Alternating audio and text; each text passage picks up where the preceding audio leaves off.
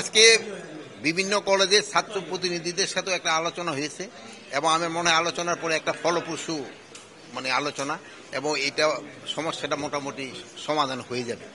যেহেতু ছাত্ররা তো আমাদেরই ভাই, আমাদেরই ছেলে, আমাদেরই মেয়ে, আমাদেরই বোন, এখন প্রত্যেক আপনি খুব একটা কঠোর হওয়া সম্ভব না।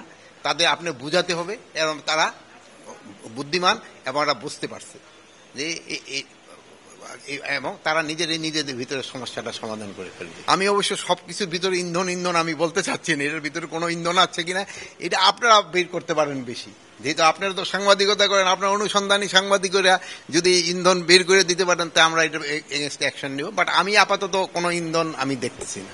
স্কুলের নেতাকে গ্রেফতার কেন্দ্র করে চট্টগ্রাম, ঢাকায় বিভিন্ন জায়গায় বিভিন্ন বিশৃঙ্খল পরিবেশ বা সংঘর্ষ পরিবেশ সৃষ্টি হচ্ছে, সেটা দমনে আপনার কি পরিকল্পনা আছে?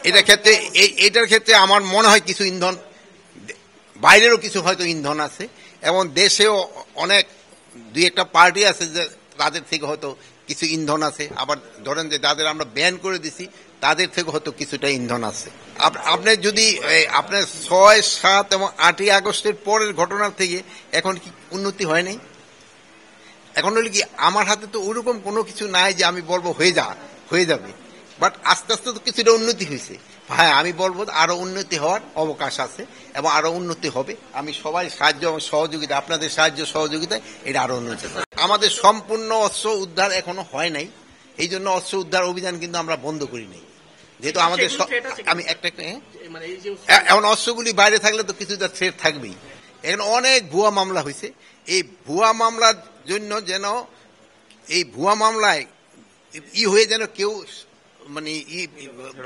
নিরপরাধ যেন কোনো রকম হয়রানি না হয়, এই ব্যবস্থা আমরা নিচ্ছি। এই জন্য আমরা গত আইন শৃঙ্খলা কমিটির একটা আলোচনা হয়েছে, আমাদের ডিসি সাহেব, এসপি সাহেব এবং এই লিগেল এইড একজন অফিসার এরকম মিললে আমরা একটা কমিটি করে দিব।